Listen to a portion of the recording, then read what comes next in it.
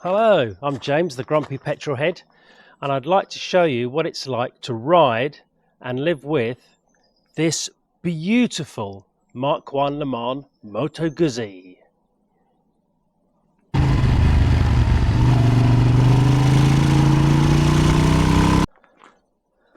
In the early 80s, I used to read about these motorcycles and look at the pictures of them in the motorcycle magazines.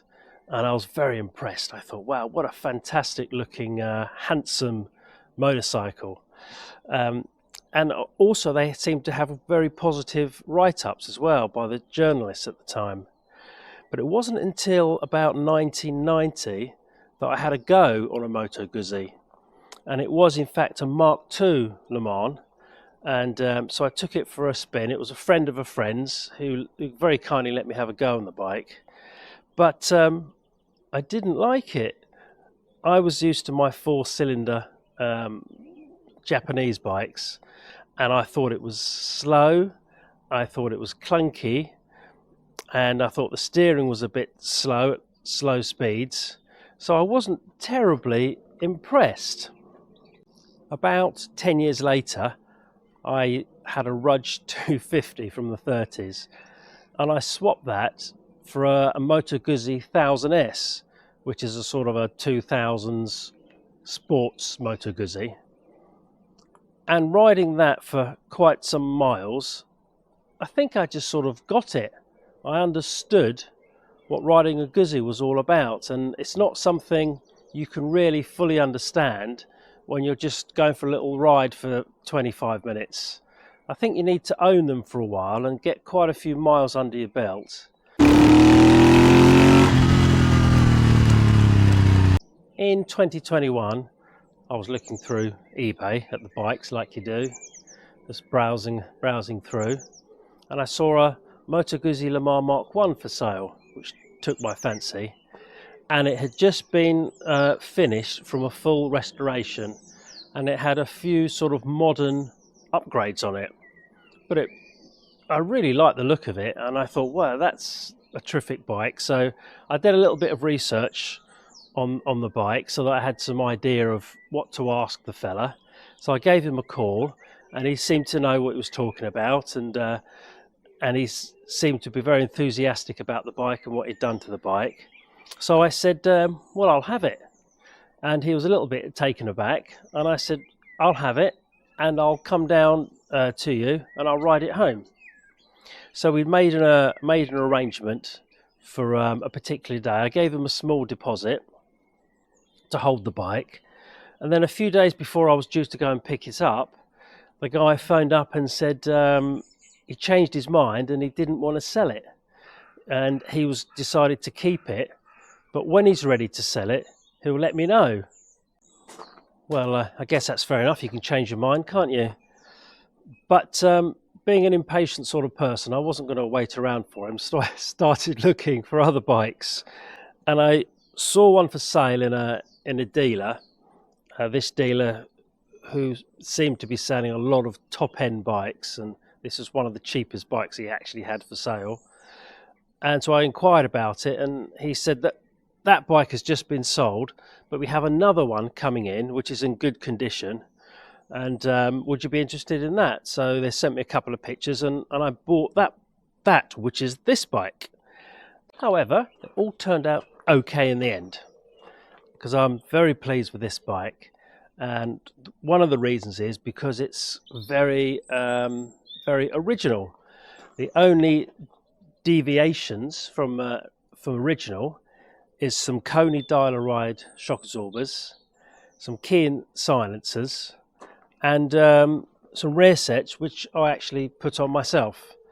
But as far as I can tell, the rest of the bike is original, even down to the fuel lines.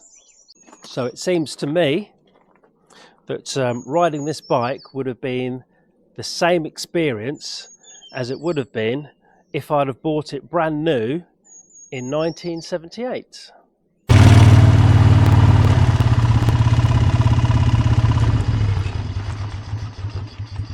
Servicing and maintaining a Moto Guzzi is generally pretty straightforward, and a lot of the jobs are very easy. For example, to do the tappet clearances, the cylinder heads pretty much sticking out in the breeze here are very easy to get to. So it's a nice easy job to check your valve clearances on these. I always think that if a bike's got something like that, it's easy to get to, it's more likely to be done. So I would think generally Moto Guzzi's valve clearances are probably checked more than any other, or not any other because there's BMW, but most other motorcycles.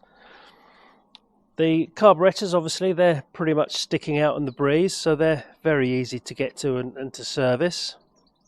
And of course there's no chain on these machines, it's a shaft driven motorcycle, so there's very little maintenance there. Every 5,000-6,000 miles I guess you might want to change the oil and check the coupling, but pretty much nice and easy.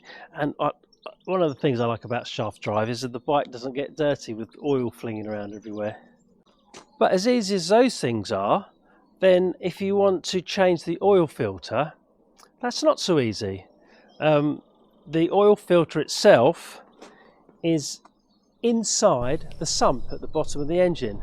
So you have to drop the sump, and there's quite a lot of fastenings underneath there to get at, and they're right underneath the engine, so they need to be kept clean. If they get all cruddy, etc., and you're going to get corroded fastenings to try and get off. But yeah, the oil filter is actually inside the sump, so go figure. But I guess if you have a more of a touring rather than a sporty model, there might be is there a spin-off oil filter that you can get, or a conversion to make it easier? If you do know, please let me know in the comments. I suspect there might be. And then there's the clutch. Now, in most motorcycles, clutches are fairly easy to access. You take off a few foot pegs and maybe an exhaust or so, and you get to it to the side of the engine. But not on a Moto Guzzi. No, to get to the clutch, which is it's a car type one, it's like a single plate dry clutch, and it runs this way. You have to separate the engine from the gearbox to get at it, so you have to drop the engine and gearbox. So yeah, so changing the clutch is quite a major job.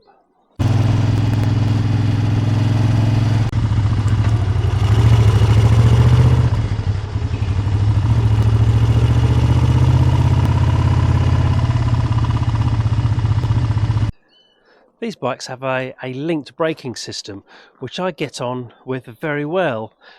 The front brake only operates this front caliper, and the rear brake operates the other front caliper and the rear caliper. So in everyday use, you can pretty much just use the back brake and then use the front brake for hard stopping or emergency stopping, and it actually works very well. And something that does work well is it in the wet. It's a great system in the wet, and it does feel very safe and secure. This really is a good looking motorcycle, isn't it? And I think a lot of that is to do with this little bikini fairing. Some of these bikes, the front of the fairing is painted Dayglow orange. Now, I've seen some with and some without, but I can't find any information that tells me which year or which country had the orange on the front. If anybody knows, it'd be great if you could let me know.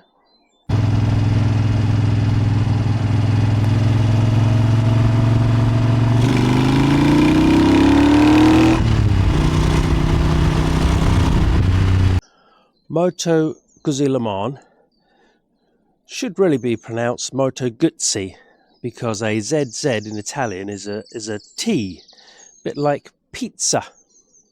But because I'm lazy, I'll probably carry on saying Guzzi.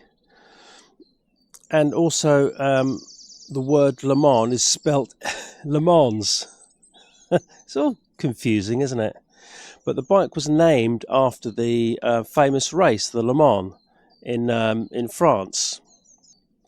There was no actual Moto Guzzi Le Mans Mark 1. It only became known as the Mark 1 when the Mark 2 and a 3 and a 4 came out. It was simply the Moto Guzzi Le Mans. To further confuse things, when the Mark 1 first came out, there was a Series A, Series B and a Series C. This is a Series B. Very little difference between the A, B and C. For example, the Series A had a round rear light lens, and this, being the Series B, has this rather large, maybe not as pretty, octangular light lens. And very small differences, like the Series A had, I think it had unpainted front forks, and this has painted black front forks. And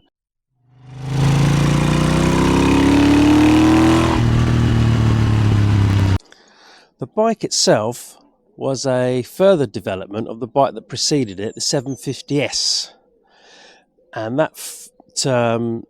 and the frame on that bike was designed by a guy called Lino Tonti, who made a cracking job of producing this frame, a very, very good handling frame.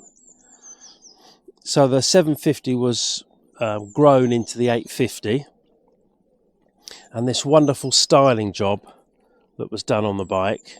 And at the time, Moto Guzzi were owned by Di Tommaso of the famous Di Tommaso cars. Interesting fellow, and he actually owned Maserati for a while. Something I wonder about is the Moto Guzzis of this time. They had the touring bikes, they had the road bikes, they had the sport bikes, all sharing the same frame.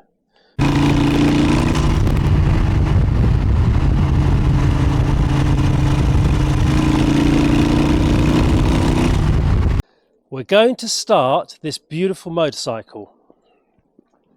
2 fuel taps, that one's on, that one's on. The carburetors are called pumper carburetors, so they have little cams in the carbs, and when you open the throttle quickly, they squirt fuel directly into the intake. So if I do that, that's squirting neat fuel in. Then we have a choke, which is here. Ignition on.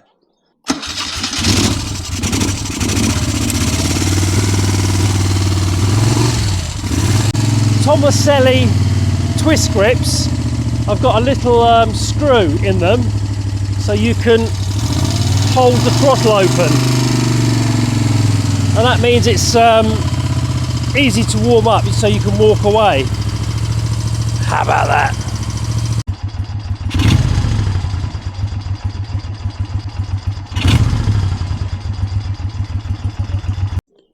Comparing this motorcycle to the Laverda, which we featured a couple of weeks ago, couldn't be more different. The similarities, well, I don't think there are any. They are both from a small Italian manufacturer, and that's pretty much where it ends. The Laverda being so much taller and the weight so much higher, with that very tall seat height, whereas the Guzzi being so low with its Tonti frame and the low set V twin. Something I think about on the 2 different bikes is that this came out as standard with a steering damper. The steering damper is built into the design of the bike. It goes through the headstock and connects down here to turn it on or off. It's on a little sort of a cam.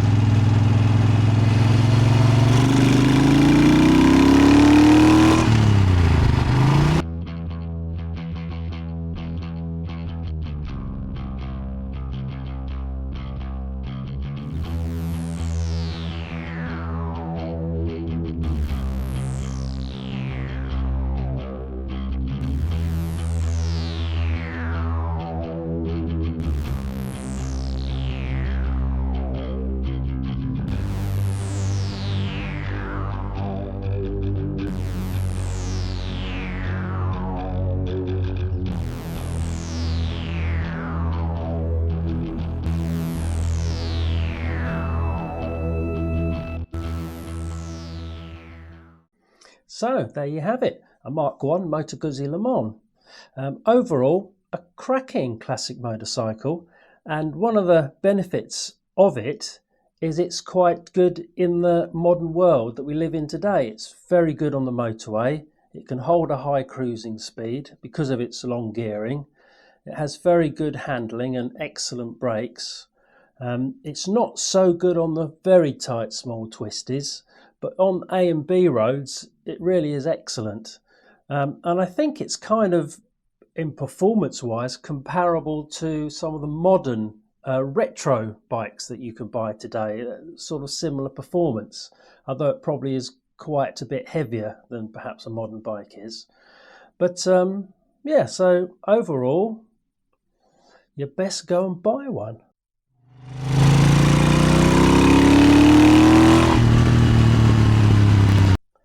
Well, thank you for watching the latest episode of the Grumpy Petrolhead. And thank you so much for all those who've subscribed, and thank you so much for all those who've left all those fantastic comments. And please stick around, because next week we're going to be probably looking at some 1940s motorcycles and maybe even some tinkering on some vintage cars. So if you're interested in any of that, well, hopefully we'll see you next time. Cheerio.